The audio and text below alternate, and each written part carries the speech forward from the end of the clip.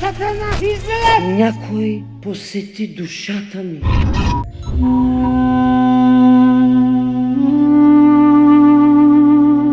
Жалните думи трябва да се прощават. Трябва. Искаше му се да прости на всички. И за всичко. И да моли прошка. О, не за себе си, а за всички.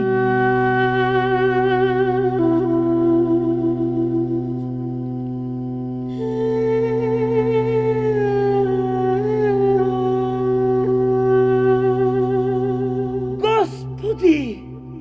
Ти пак ще се върнеш. Още не е дошъл часът ми.